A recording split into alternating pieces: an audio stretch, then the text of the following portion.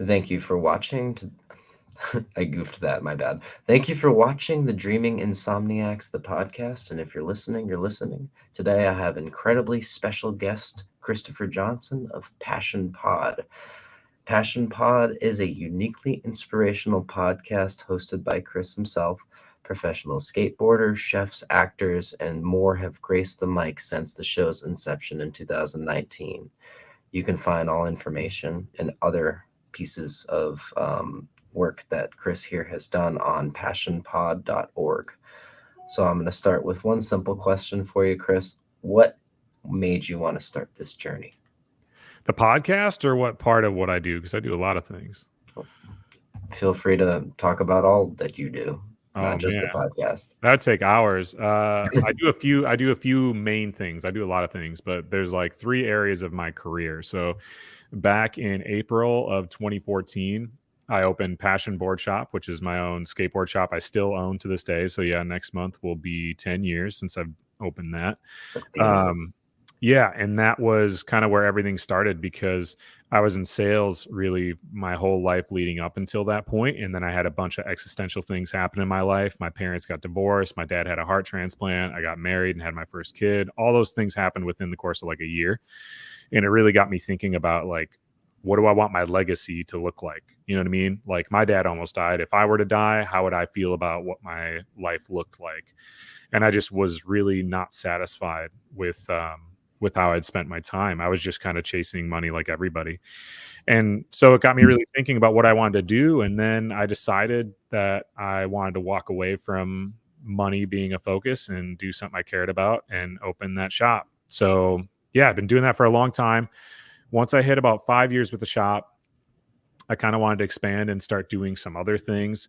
A big part of what I wanted to do with the store was make it like a community hub where I could be like a role model for kids. And throughout the years, I've seen those like Beautiful. middle school and high school kids grow up around in my shop and go off to college and stuff and feel like I was, a role in that. And I wanted to have like a bigger impact than one-on-one conversations. And so I was the guest on a different podcast, like a Minneapolis-based skateboarding podcast years ago. And I remember when I was driving home from it thinking, man, that was a lot of fun, but like I could do it better. And it's not just because it was like I have an ego, but it was just like it was very much a bunch of skateboarders just like drinking beer, doing their thing, what they weren't taking it seriously by any means, right? Which was fine and it was fun. But I've always had an entrepreneurship mind, obviously.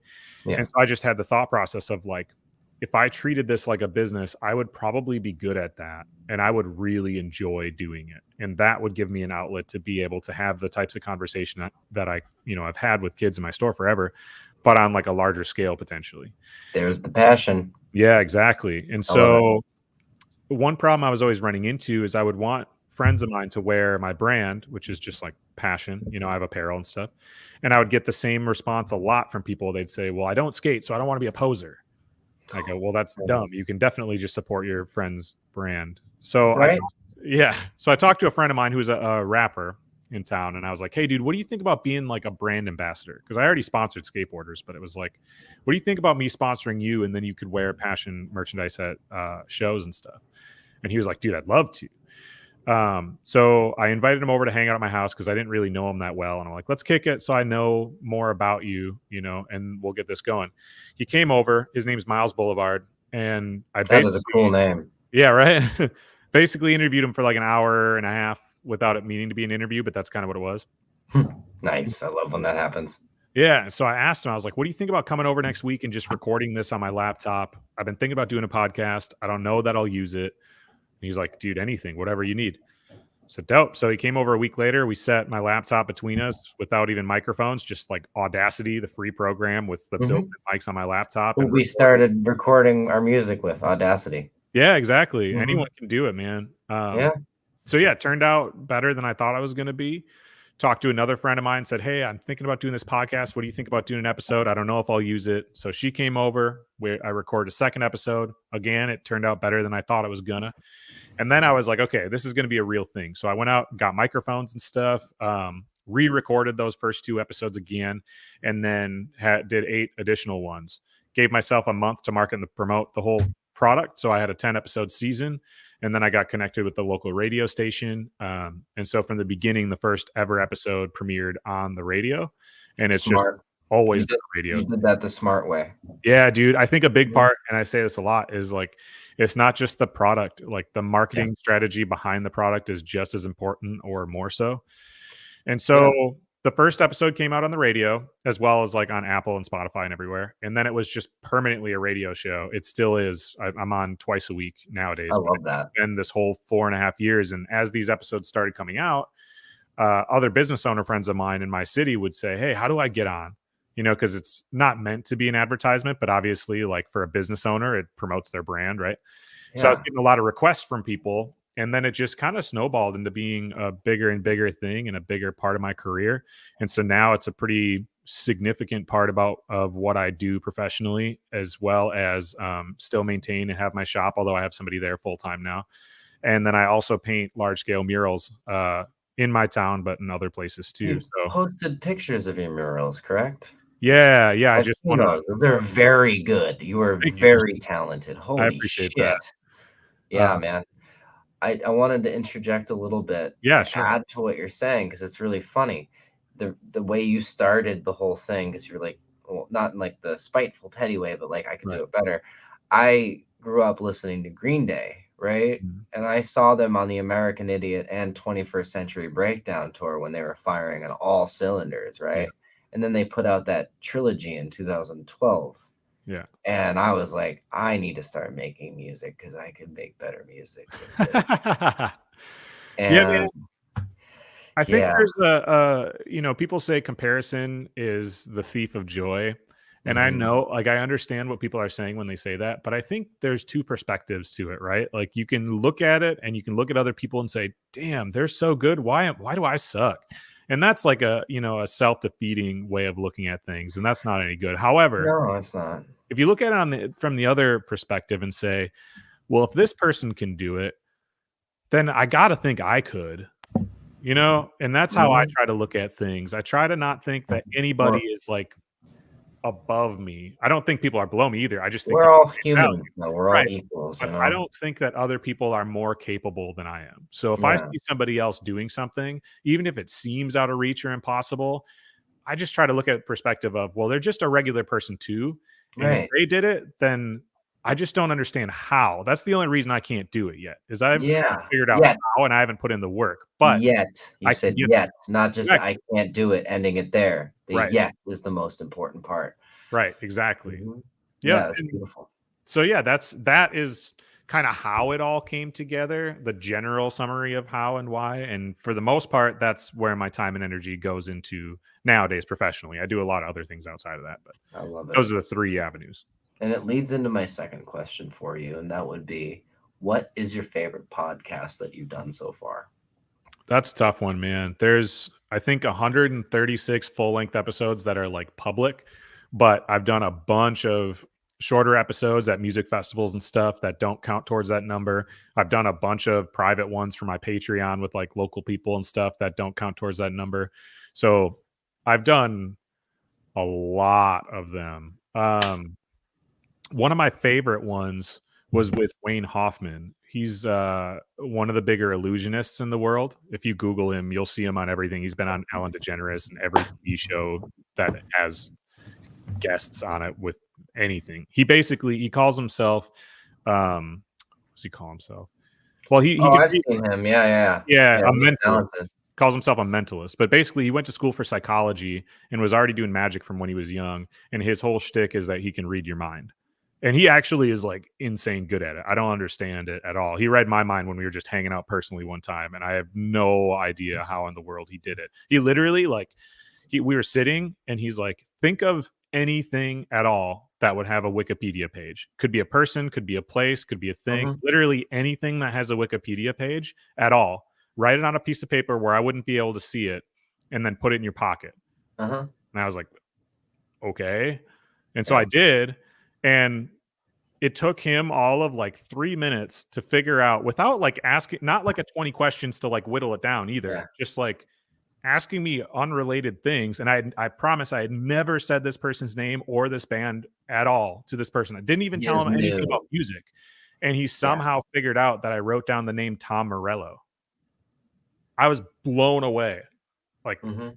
how the hell could you possibly have known that? But anyway, so I can explain it, honestly. I know how can it you? works. Oh, Yeah. well, there you go. So But essentially, when you think something and you feel it like in your gut, right? yeah, You're energetically putting it out there and you can connect with other humans. sure. And if somebody's in tune with that, they can read it. And by asking certain questions, they can get the answer they're looking for.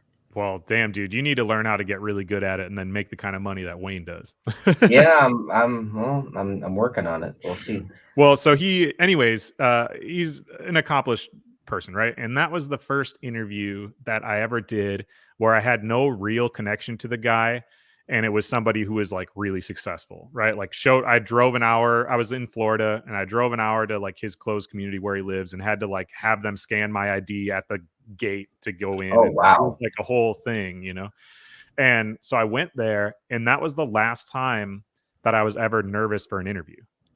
I went in thinking like, Huh. "Oh, I'm gonna be super nervous for this." It was episode 40 something, I don't somewhere in that range. And from the minute I like sat down with them, I just wasn't nervous. And since then, I've interviewed some like really big people, and it's just I don't get nervous anymore. Ever since that interview, it was just that was like the transition for me of like I finally figured it out. I don't know. Yeah, I don't know if you realize you just helped me, by the way. I have a really, really, really big one coming up. Yeah. I don't know if you know about it. I've talked about it. I can say it again. It's Yeah, fine. It's sure. confirmed. Who's it Uh, with? the the reason why I started this podcast was because in 2021, Jamie Kennedy and Michael Rosenbaum were both responding to my comments about their podcast, and I was like, "Oh, that's a sign. I'm going to take the sign," because it wouldn't stop. Yeah. So then I started one, and like Jamie Kennedy has like shared all of my stories, even with my music in it. Like Oh, wow. he started liking comments about coming on to my pod after I made it happen. I sang I started it because of him. I've had like 15 of his friends on the podcast, and he's confirmed to be coming on as soon as he has the time. It's just Scream is huge Yeah. still. He's at conventions all the time. But Right. yeah, I mean, he's actually live on Instagram now, signing at a convention. So Sick. yeah, I'm nervous because he played my favorite character in my favorite movie. He played Randy in Scream. Are you shitting me? Nice. How am I gonna not geek out? So this conversation we're having is gonna help with that.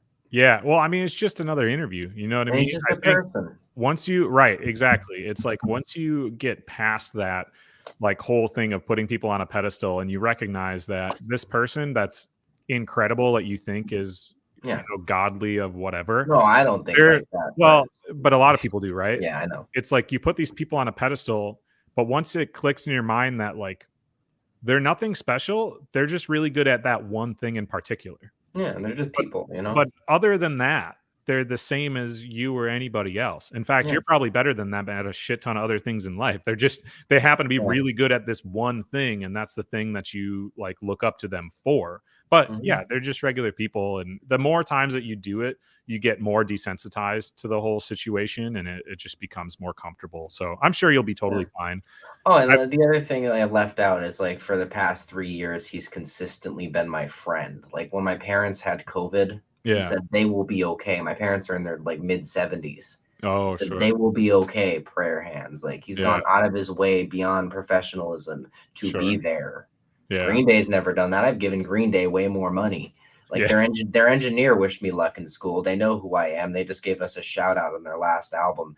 Everyone's asleep, but nobody's dreaming. We got all the fiction that's worth believing. So Nice. our band name and one of our songs, but it's been a back and forth for a while, but it's just now it's confirmed. So I wrote a song on our new album, Life Preserver, as a direct response to that song and one other song on the album. So Nice, dude. Yeah, yeah. I would love to interview them at some point. I know Billy Joe, his wife is married to a friend of mine, as like weird as that, or excuse me, his wife is the sister of a friend of mine, as weird as that is. Oh, for real? Yeah, his brother-in-law is Steve Nesser, who is a professional skateboarder. He rode for Birdhouse, Tony Hawk's company forever, and I know about him. Yeah. yeah, I he used to owns play all the Tony Hawk games when I was a kid, so I know all those names. Oh, sure. Yeah, so he owns, Familia, Skate Shop and Familia Headquarters, which is like an indoor skate park that are in Minneapolis, which is only, 90 miles away from me. So Like, I mean, I can't like pull a favor like that from the dude. We're not Yeah, that close, but like still pretty wild that his I sister know, of all people married him. right? So Steve got to be like on the red carpet when they got inducted in the Rock and Roll Hall of Fame and all that. It's pretty nuts. Isn't it beautiful how long they've been together too? Yeah, And they've forever. stayed together in the industry. Their Yeah, kids are grown. Everyone's happy. Like, dude, they did it right. yeah, Fucking all these people, oh, Green Day are selling satanic. What? No, they're good parents. No, yeah, like man. what the fuck? Like Yeah. they just No, it's crazy. I've been meeting yeah a lot of older rock stars and stuff, kind of because I've been getting more involved in like music festivals. yeah. So I've Green been Day is like, totally dad rock now, which I love. yeah, totally. Yeah. But like last year I was they're going to do it again this year. It's called Reverb Music Festival. It's in my area that I'm like involved in. But they had like Plain White Tees as an example. So my most recent episode of my show is with Tom Higginson from the Plain White Tees. But a bunch of the bands that were there was like Red Jumpsuit Apparatus, All Time Oh Low. yeah, there you go. Yeah, but anyway, the Ataris. It was all these bands that were like big when I was a kid, and now like the fact that they're still 20 years later still touring and successful. Yeah, man, they got a life hack. I don't know how they all get along still after this many years, but like Same with good Green for them. Day. 30 That's what I'm saying. years. Yeah, What the hell? How? yeah, dude, they're just badasses. I don't know. I don't know though. If I ever meet Green Day though, I don't want to be alone with Trey Cool. I think Yeah, that's a common consensus though.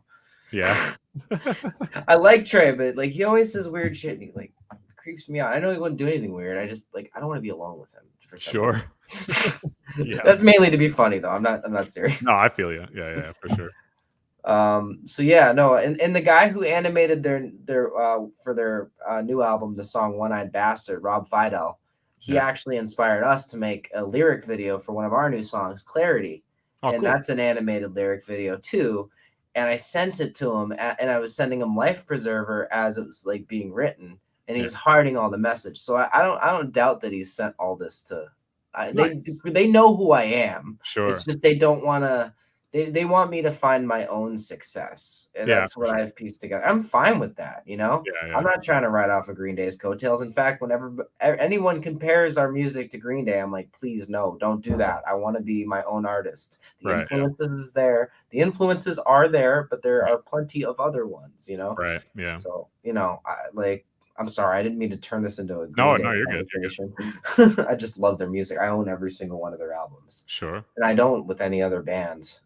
So my third question for you: do you have any interesting stories that you like to share? You've already shared some, but Interesting stories, man. I got tons of them.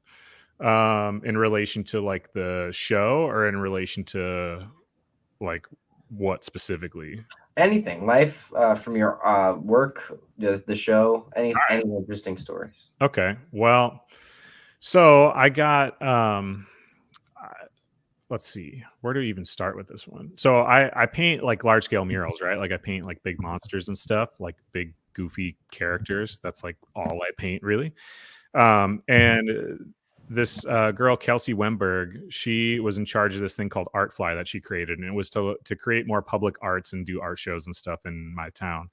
And so I knew her, and I'd been chirping in her ear over and over again over the years of like, hey, if you ever have a big wall, I really want to paint one of my characters large scale. If you ever know of one, like I'm your guy, let me know.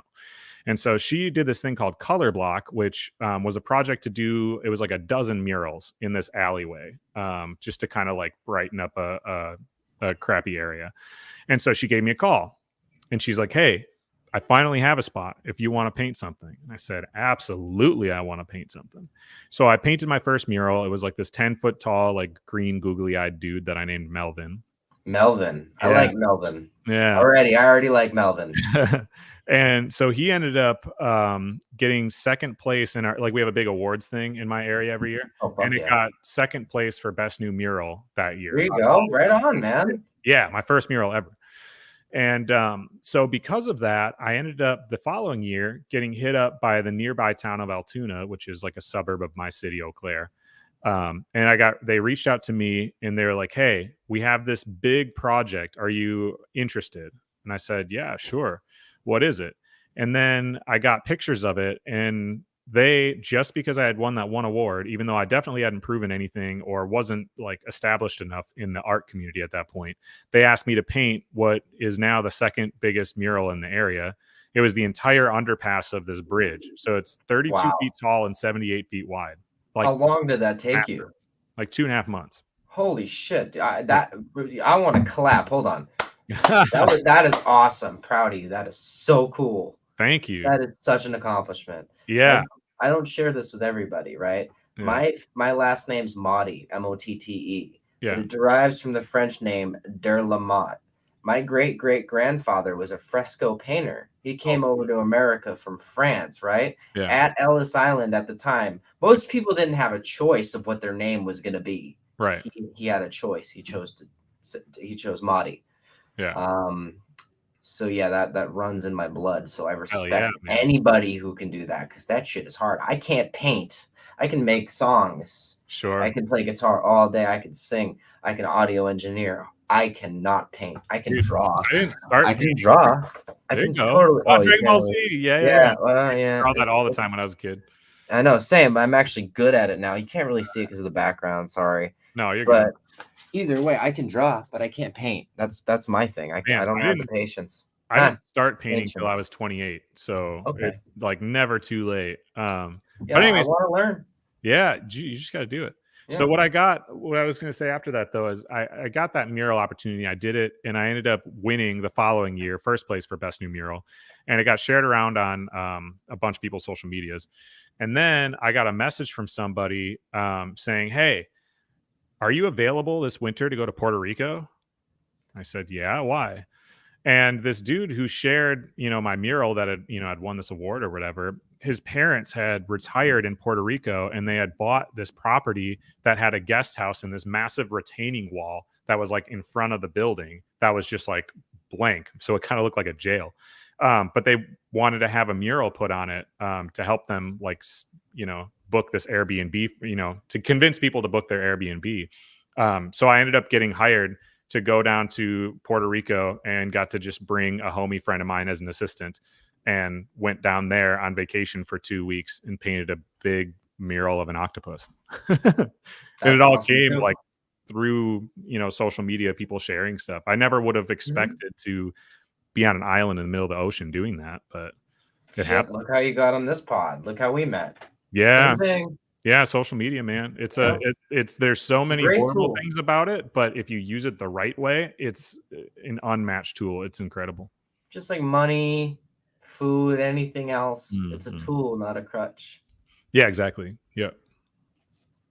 Yeah, man, that's beautiful. Holy shit.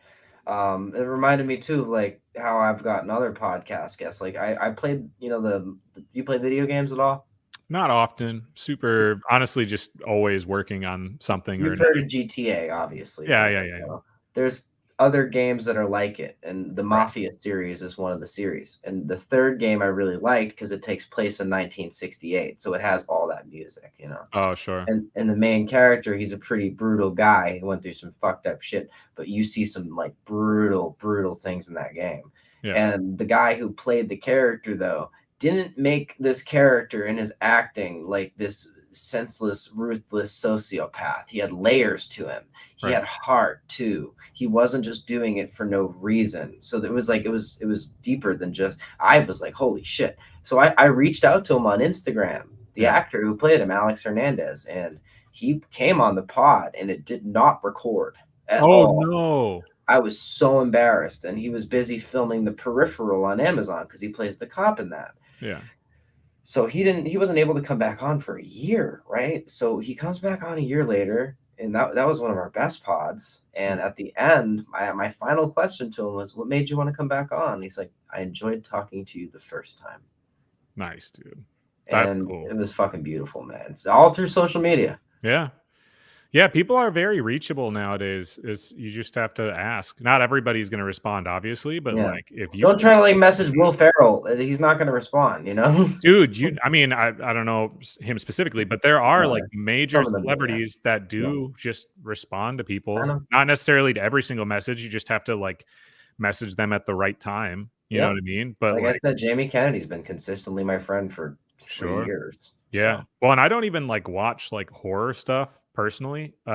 But I messaged the dude who plays the Terrifier clown, David. Oh yeah, he's good. He's coming on. He was on my friend Kate Devon's podcast. He's Yeah. awesome. Yeah, I I like was him. I was supposed to interview him in New York, and he ended up getting sick when I was out there, but I was doing a bunch of other interviews, so it was totally fine. But He'll come on.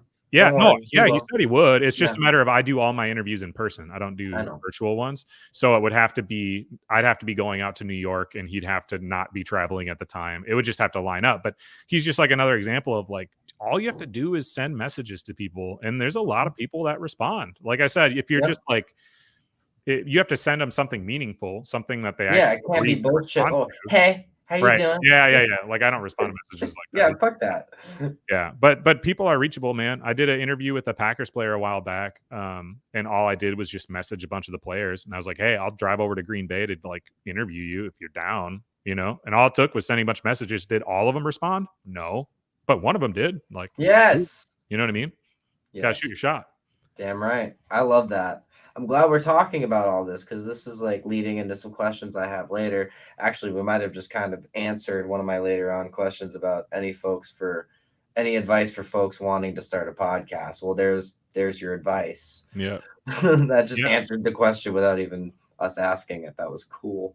A big thing too, I would say, is people just need to be patient and not just put things out immediately. You know what I mean? Mhm. Because you're going to be excited about the thing you did that day until you look back on it 3 days later and realize how many things you could have done differently. And not to be overly critical of yourself, but like just chill on it, man. Mhm. Because a lot of times the first time somebody sees something is the only opportunity they're going to like only chance they're going to give whatever this thing is that you created.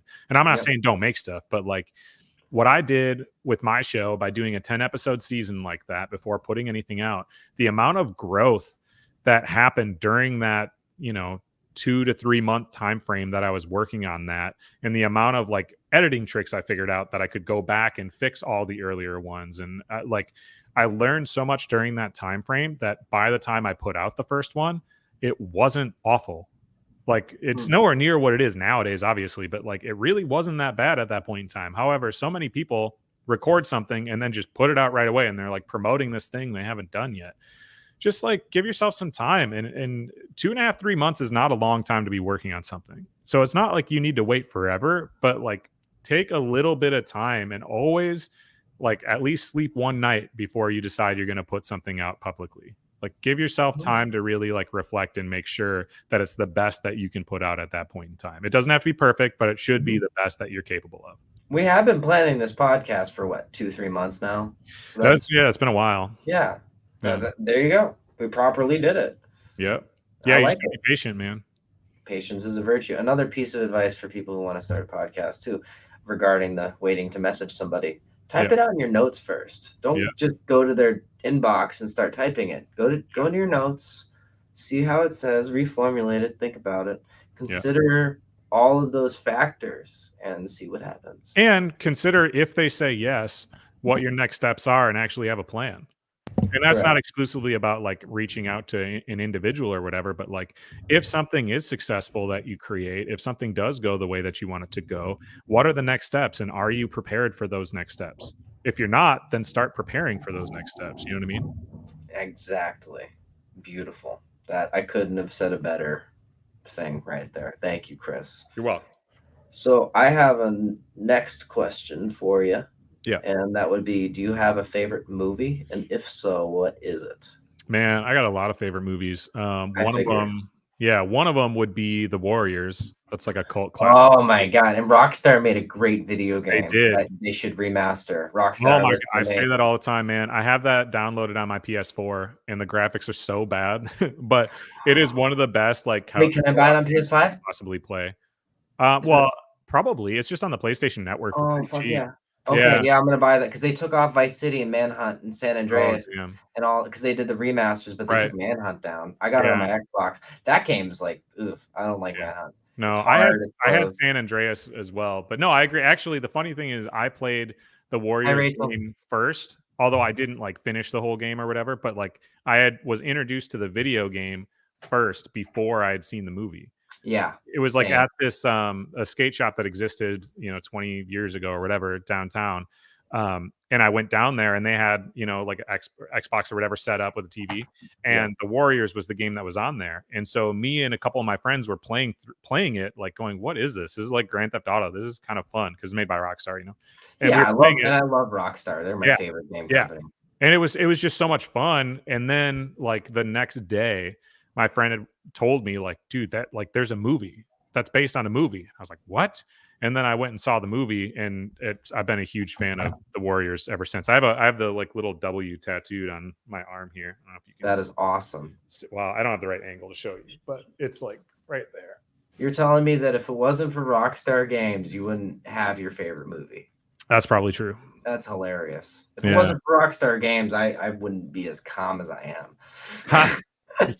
The catharsis of playing Grand Theft Auto to let all my frustrations out in life is quite therapeutic.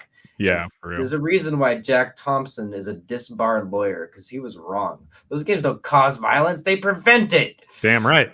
But yeah, so that's one of my favorites. Some other ones would be Akira, if you've ever seen that. That's like a 80s anime movie that's incredible, that a million movies have ripped off. Yeah, yes. That's an incredible movie. It's had a lot of impact on pop culture, and people just don't know it. But if they've seen it, they would recognize where a lot of things they've seen before were pulled from that. Mm-hmm.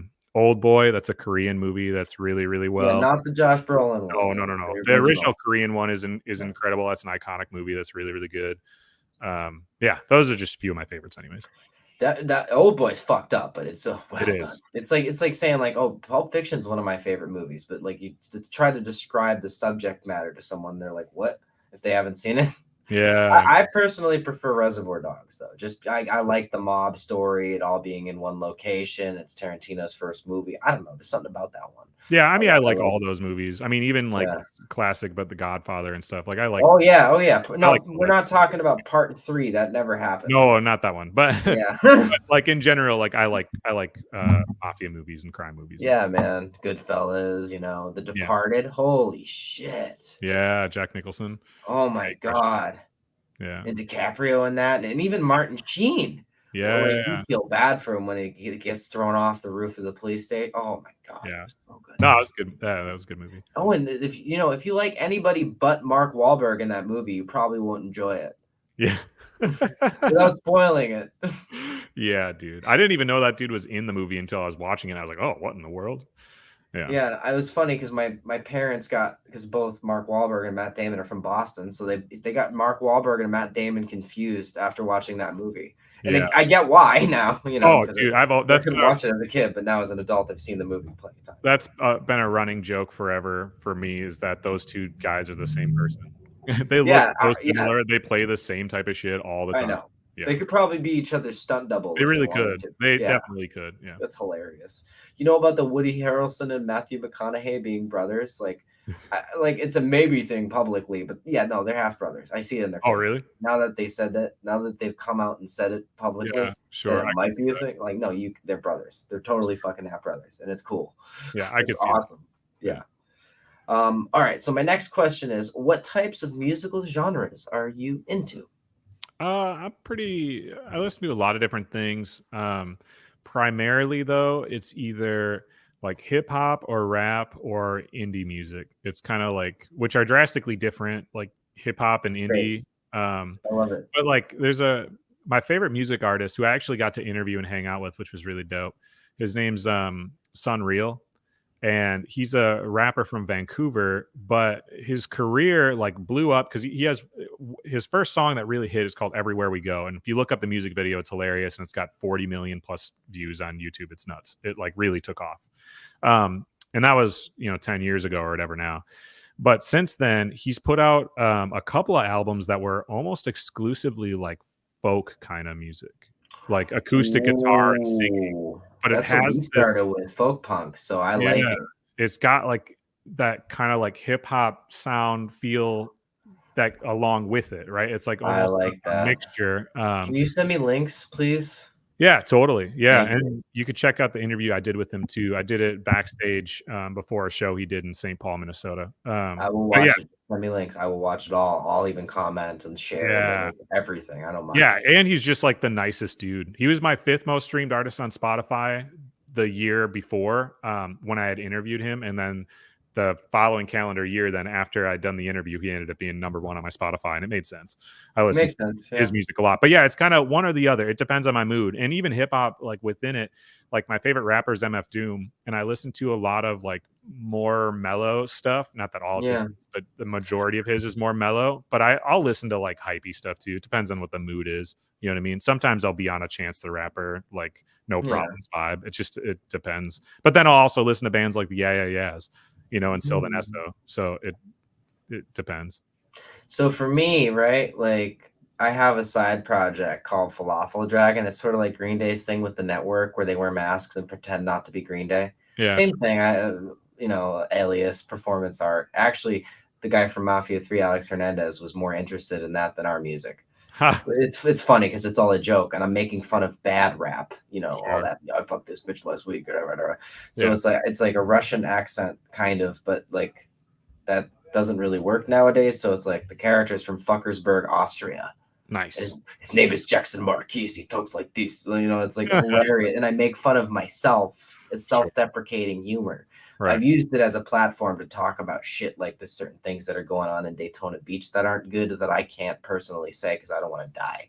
Yeah. So like it's a performance art medium where I can say shit I can't say and have fun and do the shock value humor and just it's all fun, Sure. and make fun of bad rap in the process. So I like good hip hop, and it sounds to me like you listen to good hip hop. I listen to a lot of really good hip hop. There's a lot of people write hip hop and rap off because they listen to what's on the radio, and I suppose that's Yeah. any genre of music, but there's a lot of very intellectual rap music out there.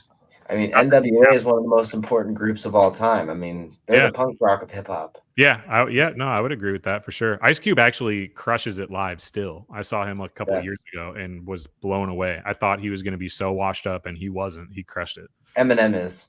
I believe it. He Yeah. can't perform. He doesn't even like. You try to watch a performance. Like look at even the Rock and Roll Hall of Fame. He can't even perform the whole songs. He's relying on the backing track of his vocals recorded from 20 years ago. Sure. I hate to talk shit, but M doesn't scare me now. Maybe 20 years ago he would. Yeah. So whatever. He's old. Give him a break. He's earned his money.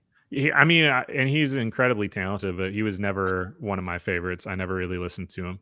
I like his I hate to say it, but he's one of those people that like his music was better when he was on drugs. Sure. Yeah. Yeah, I could see that for sure. He shouldn't do drugs. No, but I mean, part of his music was shock value and all that. And then once he matured, he kind of went away from that. And yeah, no, just mumble raps. Yeah, he's never been a favorite of mine. Growing up, like I like old Kanye West, or I like Jay-Z a lot. Like if I'm talking about really mainstream people, but I'll listen. 99 problems, but a bitch ain't one. Yeah, but I mean, I'll listen. It's like 99 problems, but a bitch is 98 of them. Oh God. I'm just kidding. I'm kidding. Yeah. But no, I like all hip hop. But yeah, me too. I love hip hop. Another rapper who actually she does, I would say, almost more pop music than rap now. She does a mixture of both. Her name's Dessa. Dessa. Yeah, I've listened to her stuff. She's good. Yeah, I've been a fan of hers since I was in college when she was in the group Doomtree. Was when I first started. Yeah, she was in a rap collective called Doomtree long before she put out any single music. It was like that name. That group, and they're dope, man. They did a bunch of music. I don't know how many years they were together, but quite a while. They got several albums, so look them up. But I was a fan of theirs in college, and then I got the opportunity to interview her when she was in my town not super long ago. It was this past fall. I want to say in November. I got to interview her backstage before she performed, and she was one of the few people ever that I've talked to that I immediately felt like I was an idiot just because she was so much smarter than me. And I'm not saying I'm the smartest guy in the world, but it's rare. I'm a smart dude. It's rare that I sit and talk to somebody where I know it's super obvious to me that they're way smarter than me. That doesn't happen that often. And she was one of the few. She is 42, so there's. Dude, she's just a genius. She's just a genius. She has a degree in philosophy. Oh my god, she's actually a genius. Holy shit, dude! Right. I'm telling you, she did a philosophy. TED Talk. That's a hard thing. Yeah, she had a podcast that she was the host of, an educational one with the BBC. She's written 2 poetry books. She's a TED Talk too. I didn't mean to cut in. That's awesome. She is incredibly smart, dude. Incredibly I smart. I respect that. That is so cool. Yeah. And she raps. Fuck yeah. Yep. That's awesome. Yep. That's Yeah, so exactly. cool. Yeah. Yeah, she just put out a new album called Bury the Lead. Plug right there. Yeah. Shout out Yeah, you'll have to check it out. Bury the Lead. I already have I have it pulled up right here on my Google. So after the podcast, I'm gonna go through and check all this stuff out because Yeah. I'm really excited, man. Thank you for these suggestions, and this has been a pleasure so far. I have a couple more questions for you, Sure. and if you want to keep going, we can. If you want to wrap it up, we can. It's really up to you. I let the guests decide. Yeah, I can answer Uh, a few more. What we got? so my next question for you is, what is your recommended podcasting gear? Honestly, gear doesn't matter that much, in my opinion. And it depends, right? If you want to do video, that's like a whole nother game and is costs a lot of money if you want to do it well, especially if you're doing something. This is relatively easy because you're just like screen recording. But if you want to sit like live with a guest and everything, you don't want to just use an iPhone setup. Like you need to have cameras. And then when you're editing it, if you have 3 camera angles like I do and it's recording in 4K, then to like edit all of that, you have to have a much more expensive computer and it's Yeah. a whole beast. But you can use a Yeti, like those are like $100 or whatever. That's what a lot of people use. Personally, what I use is the same thing that Joe Rogan uses and all the like really big 7B. podcasts. Yeah. And those are pretty, I mean, $300. They're worth it. yeah. I think 3 or 4, I think it might be 4. I'll 3 or say it 400 again just in case people didn't hear it. Shure SM7B. Yep, SHURE. And then I just use a Focusrite I2I Oh, nice. interface. Hey, Yep. look what I got. Yeah, You super can't easy. really see it, but Yep. I got that same one. That's what we're recording with right now on my end. Scarlett. And then I have a bigger one that can take 4 mics as well. Ooh, those ones are nice. Yeah. But I mean, even that, right? I got 2 mics, get your XLR cables, your headphones, the Focusrite I2I. For $1,000, you can have like, as far as audio goes, you can have a very professional sounding podcast. Cool. If you don't want to invest that much, then yeah, the Blue Yeti mics I think are $100, 120 somewhere in that zone. So I'm using. Yeah, and those work. They're good. They're okay. They're a little bit bassy for recording vocals, but you know they get the job done if you know how to fine tune it. Yep. Yeah, and they're not dynamic mics, so they pick up more. Yeah, the condenser. Yeah, they pick anyways. So that's what my recommendation is. Although I would say if you're thinking about starting a podcast, the biggest thing is people just don't do it. So download Audacity on your computer. It's a free program. Use the built-in microphones on whatever computer you have, your laptop or whatever, and then just record a couple with your friends. Don't put them out publicly. However, sit there and record them and then edit them so that way you actually get the feel of what you're doing. And once you like get that momentum started by doing a couple, even if you're not going to use them at all, now you kind of like know the process and you know if you're going to like it or not, whether or not you should even invest in any kind of mics. So I would suggest just doing that first. A lot of people get overzealous and they spend money on something and then they start editing and realize they don't actually want to do what this takes. Yeah. So, yeah. I do want to start doing it in person myself and doing the multi-camera angle thing. I have a MacBook. I have a 4K camera downstairs. I have an SD card reader. I have a video editor. I could do it all. Yeah. It's more like for these kind of interviews because you're in a different part of the country, it's hard to get together. So I make it a little easier. Then I'll do the edits afterwards and share it around and put the audio onto. So like for right now, this is fine, but I do intend to expand this. So all of this advice is really going to help me, and I hope it helps someone else out there too. Yeah, man. Like I said, the biggest part is just getting started. Once you get started and you're doing it, then you'll know how much you want to spend. You'll realize what works for you. It's a relatively simple thing. People make the majority of things in life. People like put it on a pedestal as far as thinking that it's like not obtainable. Not just people, but like accomplishments and things too. Like you had said, you don't paint. People just put it as like something that's not possible or more difficult than it is. The biggest barrier is just not doing it. You just like actually do it. You'd be surprised by how fast you progress. And I'm not saying it's going to be the next part of your career or whatever, but like podcasts or anything that you want to do, starting a YouTube channel, whatever, people like build it up in their minds to be more complicated and more difficult than it is to do. Is it complicated and difficult to be successful in it? Yes. Is it complicated and difficult to start doing it? No. No. So you just got to actually start, and you'll be able to figure it out. The momentum will get you going. And be consistent. Yep. That's a big part of it, man. All right, If you one want people final. to pay attention to you, then you actually have to give them something of value. Sorry, I feel bad. I'm trying to not interrupt, and then No, you're good. It's so I do you have any final plugs, shout outs, anything that you want to say for final words? I mean, obviously, it's always helpful to follow along on social media and go spam little fire emojis on all the posts on all the platforms and all the things. So, but I mean, that kind of goes without saying. But you can find me, Passion Pod, on everywhere. If you just Google it, it's everywhere. Obviously, passionpod.org is my website. You can get merchandise and things like that. There's a Patreon if you want episodes early, or if you just want to donate to the show. Like, those things all exist too. But the easiest way is just follow along. Social media, my biggest one, the one that I actually pay attention to, is Instagram. I do respond to DMs as long as they don't just say hi. So there you go. That's me. Yep. Super easy to find. And you'll see my artwork on there. You'll see stuff from the show. Yeah, I would say just connect over on socials and pay attention and ask me whatever you want to ask. The episodes will continue to be coming out this time of year. I mean, it's always changing. But I try to put them out fairly consistently, especially through the colder weather. And then when it's warm, where I live in Wisconsin, depending on if I have a 2.5 month mural project, then the episodes might be slightly more sporadic or whatever. But yeah, you'll find all that on social media. YouTube's the other big platform right now too. I'm pushing really heavy on that because I invested a lot in the cameras and all the things that I need. So you can find me on YouTube with the same handle. Passion Pod. And all the links will be available in the description for anybody listening or watching. Chris, it's been such a pleasure. I really am grateful for you coming onto this pod. And if you just want to stick around in the studio just for a minute, I'll end the live stream. And Cool. I just wanted to do a little closing words. You have been listening to the Dreaming Insomniacs, the podcast, and I hope you all have a wonderful rest of your day.